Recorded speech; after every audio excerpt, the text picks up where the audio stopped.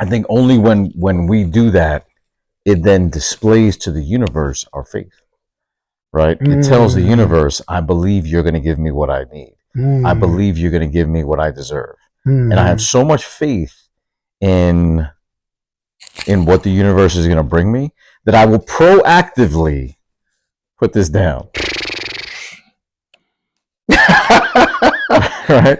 That's a good ass word. And when you do that, then your hand is then all of a sudden your hand is open instead of just holding on to something like this. And again, I'm only saying that from many mistakes through the years.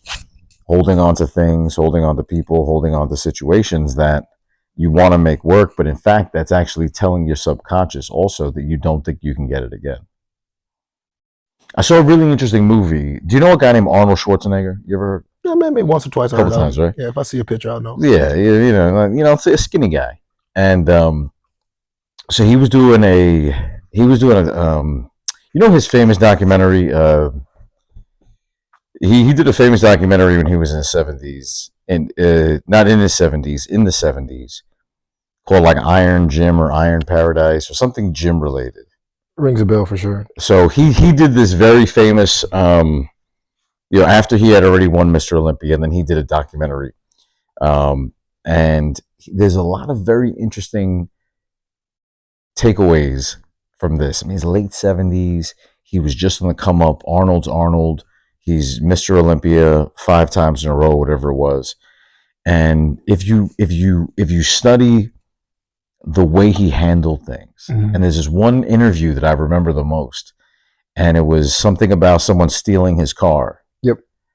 and he was just like, he's like, oh, I don't. He's like, someone had stole my car. Like, I didn't even blink twice. Like, I didn't care. Like, there was not even a blink of care.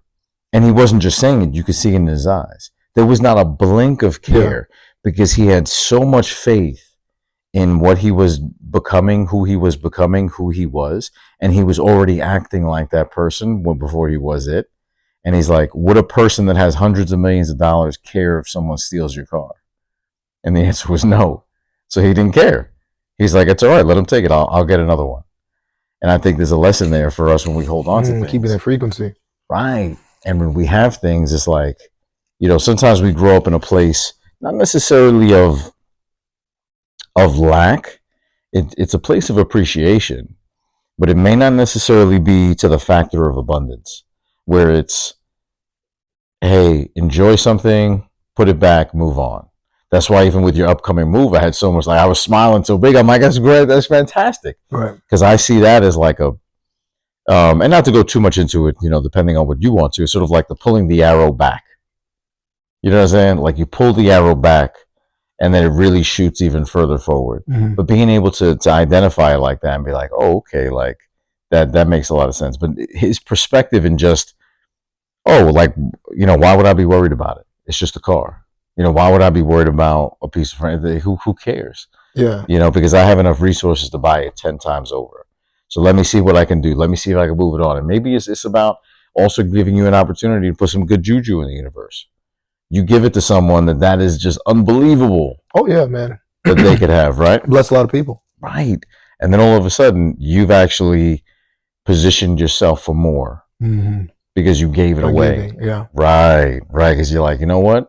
This is I've had my time with Got this. my value with it. You're not going to throw it away, but you're going to give it away. Mm-hmm. And by giving it away, you've now put positive into the universe of now things that will be given to you. Big time. Because now your given meter is up and is up. Big time. Right. So, I think it's a blessing, my friend. I mean, like, that's why when you said it, I'm like, oh yeah, oh yeah. You know what I mean? No, definitely, man. And the thing about just being in that flow state, to your point about Arnold Schwarzenegger, that was a good lead in, is just maintaining the optimism of what's happening is happening for me, as long as I don't let anything um, pull me outside of my vision. You know what I mean? If you're walking in your vision and you trust where you're going, then you kind of look at different things that go on, different relationships that happen, right? Different circumstances, different moves and positions in life, right? As like it's all happening for me, Mm-hmm. happening for me, happening for me, and it's not happening to me. You know what I mean? Because you can take that to me, then it'll throw you off your pivot. So Right. like when his car was taken, it's not that, yeah, okay, somebody stole his car for him. It's just like, Mhm. okay, well, I have to understand that this is just a part of the process.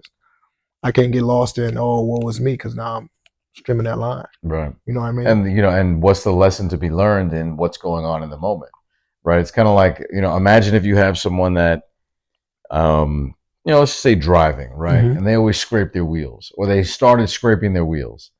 If you don't learn from that, if you don't learn from the damage that was done to you, then you're going to keep scraping your wheels.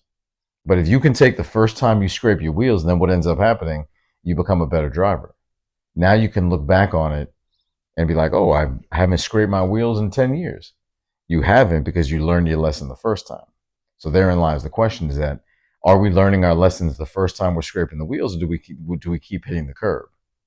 Right? And there's a lot of people out there that keep hitting the curb and then want to blame the curb, but it's really your driving skills. Mm-hmm.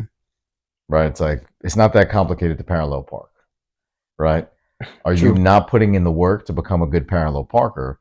You keep scraping your wheels, but you keep blaming the curb, because there's a lot of people out there that blame the curb. There's a lot of people out there that get into a lot of car accidents. We all got that one friend that he's calling every 6 months. Oh man, I got into a fender bender. Oh man, I crashed my car. It's always something, right? Oh man, it's like, well, what kind of energy are you moving with that's attracting that type of chaos? And I think that's an interesting word. You know what I mean? I don't think we've used that word before. The idea of chaotic energy. Mm-hmm. And we all have people in our lives, and hopefully not many, but we've all met people that have chaotic energy. And I think, when I think of the meter, I think of chaos and calmness. And we were joking around and, came up with this new word of calmfidence, right? Of like, it's a good word. Yeah, of this meter of like chaos versus calm. And where are we on any given moment? Now it's unrealistic. Like, we're not monks, right? We're not all the way over here. Mm-hmm. We're not meditating 9 hours a day. We're not going to be calm all of the time. There's no one out there. No one. Even a monk is maybe 99%.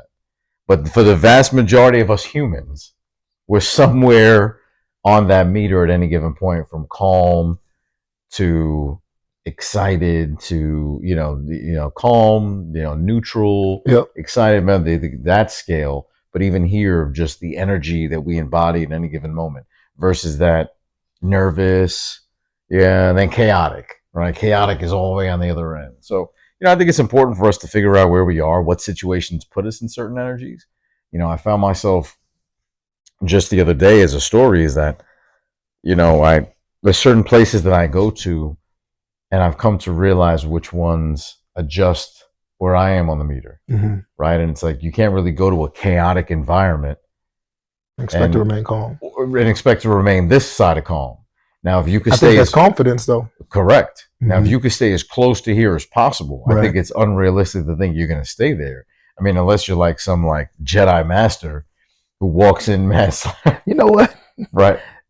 Confidence is a good synonym for neutrality. Yeah. Right. Stoicism. Right. You know what I mean? It's right up in there. That's a good word. Completely. Confidence. You know what I mean? Man. Like, that's all right. But, strength. And there's a lot of, and I think there's a lot of different religions, a lot of different ways that have been portrayed to show that type of energy through the years. So you might have like, Buddhist monks. You might have the samurai, right? You might have the Jedi. The Jedi is the samurai.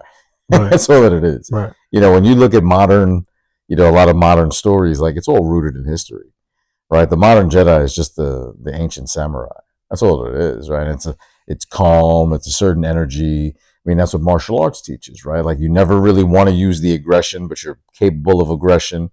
The more aggressive that you're capable of, hopefully, the more calm you are, right? So the strongest warrior, the lion, the gorilla, the one that really has the strength, can just walk around very calm, right? But the one that's a little more jumping around, the hyenas and the different animals, the jackals, they're moving a lot because they want their predators to know that they can outmove them. But the real predator is calm 90% of the time, and he's only active and fast 10% of the time, right? Like, a cheetah is only as fast as he is when he has to get the food. He's not running around all the time at top speed, right? He wouldn't have the energy, right? Even when you and I have conversations and we sit down, sometimes we feed so much into the content we create, we pour so much into it. I don't know about you, but sometimes we'll turn off the camera and I'm drained. Oh yeah. I'm drained, and I mean physically drained. And I'm like, how could I be physically drained? I'm sitting on a couch talking.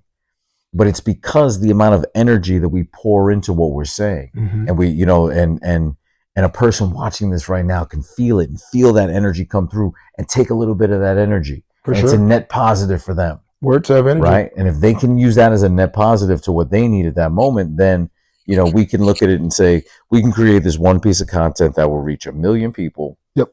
And give them one drop. So then in turn, we end up absorbing 1 million drops of attention from good that we've put in, you know, that we've put out into the universe. So, you know, again, it's a very thin line as far as being a cheetah and you're always running around, right? Like you kind of got that energy. You're like, man, this person is always, you know, always moving, always going. But the question is that how productive are they? And there's a difference between speed and rushing versus urgency.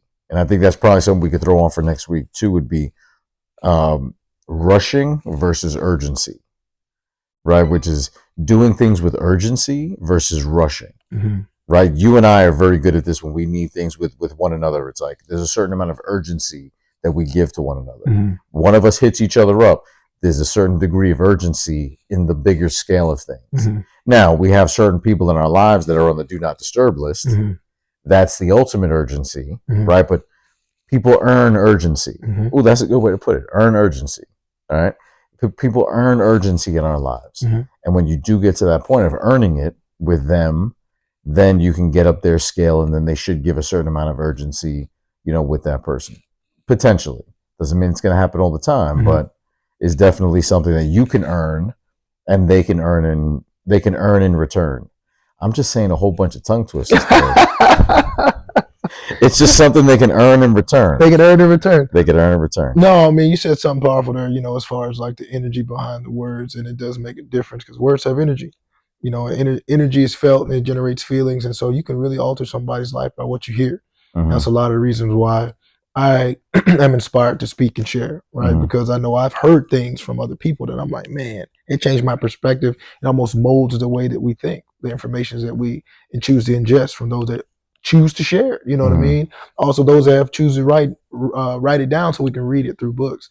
So sharing the knowledge is very, very important. Yeah. And I know one thing we were talking about downstairs that wanted to speak on a little bit was the fact of like being able to keep that confidence through life, because it's not that things aren't going to be scary. It's not that things aren't going to be unexpected. It's not that there's not an angst in anticipating what's coming next because we don't see the future, right? Mm-hmm. It's not, that those things can knock you off of your pivot, knock you out of balance, knock you off of neutrality, knock you out of being confidence, right? You have a strength in your being, a strength in your knowing. You have a intention about where you're going. Right. But now how do you manage your emotional state in order to just remain balanced and not kind of topsy-turvy that slows down the process of you getting to where you're going? Good point. Right? And one way of looking at that is understanding that, okay, if I'm walking in alignment, it means I'm doing all the right things. That's what alignment means.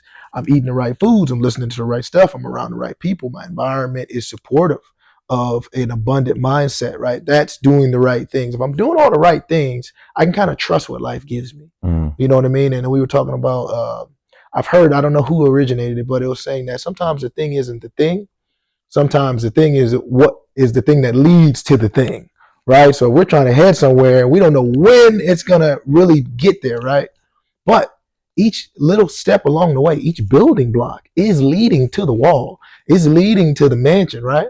So sometimes that brick is not the finished product, right? But that action, that behavior, that next step to take, right? Maybe that life has its own way of operating, right? We can put the right firewood in so that we can generate at a higher temperature, right? So we can be bright, we can be abundant, we can be magnetic, we can be more attractive to life. But then life is going to go and take that information and it's going to move. You know, and some things are moving in your favor, but you don't won't always know it until you get to down the road. So sometimes the next move may not present itself as the finished product. And so with Paul's like, I don't know if that's, but you've been doing all the right things. You're in alignment. Take that step, right? Do that thing. Do what's in your gut that just told you needed to do. Because you never know what putting yourself in that position in that room now is going to have you meet the individual or be able to obtain the resources that now will get you to the next step. Now we're like, okay, now that step looks more clear. Yeah, but this one is what we're not aware of. And this is the one we have to trust. And just trusting that, hey, I'm doing all the right things, right? Life is going to align me in the right path as long as I trust it. You know what I mean? Sometimes that thing ain't the thing, but it might be the thing that is going to get you to that next thing. Right. You know what I mean? And just keep on fearlessly taking steps forward and completely, brother. I mean, laying in bricks, man. It makes total sense. And sometimes we forget that. Sometimes we forget that. Sometimes we forget how long it took for the pyramids to be built, to say this is going to be built, or we want to fast forward on some of the bricks, and then a foundation that we thought we laid ends up maybe coming down, and that's okay. What lesson did we learn? How do we start building something else? How do we take some of the bricks from this falling experience? Maybe a relationship that didn't work. Does it mean that every brick in that relationship was bad? No. It just means that structure didn't work. But what can you take? What bricks can you take from that relationship, from working in the corporate world, right? Maybe that was a foundation, that was a house, and it was like, okay, but that's not going to be my house the rest of my life. Right. But what bricks did I learn there? What bricks did I earn there? What bricks that were provided to me there can I use to build what I'm building now, right? Because the thing, not necessarily the thing, but if you didn't have that, corporate, say, well, yeah, you know what, I spent this amount of time in corporate America, or so I wasted time in corporate America, or the thing led to the thing. And because you have high-end intuition sales training of interacting with high-level, highly cunning people, that's something that when you go to do the thing, because of the thing, you may need it. Correct. Right. So now that's a brick. Bricks are transferable. Right? That's another way to look at it. Right. So it's like, interesting. So bet that necessarily wasn't the house that was meant for you. Right. That was okay. No. I get it. It's a bungalow. It's a cottage. But what I envision is, and this is what I, like this, terracotta roofs. I love those Italian terracotta roofs, that Mediterranean style. That's what I want. And be like, no, but what do you mean? Like, you could have this other house over here that's, you live in a neighborhood that all the houses look the same, and those types of neighborhoods. Again, not putting them down in any way, but I'm not interested in that. You're driving past, and it's like, oh, the only difference between the houses is that one has a red door, and that one has a tree in the front, but all the houses look the same. And that's okay, right? I mean, that's a lot of the places where we grew up. But maybe we can look at that foundation, we can look at that structure and be like, okay, now there was a lot of bricks that I can have from here. And then what do I use? How do I leverage that for my thing? Because the thing led to the thing. But at the time, we keep looking back at the broken, the house that blew down, right? Three Little Pigs or whatever it's called. Like, oh, shit. Well, my man, you made the house out of straw. And now you're like, got it. So what bricks do I get from the things that then lead to that next opportunity? And then all of a sudden, and you and I were talking about it earlier, where if I'm looking at it, I'm like, man, remember when we did this and we did this? What if that now leads to this? And you were like, yeah, that makes sense. That's a brick.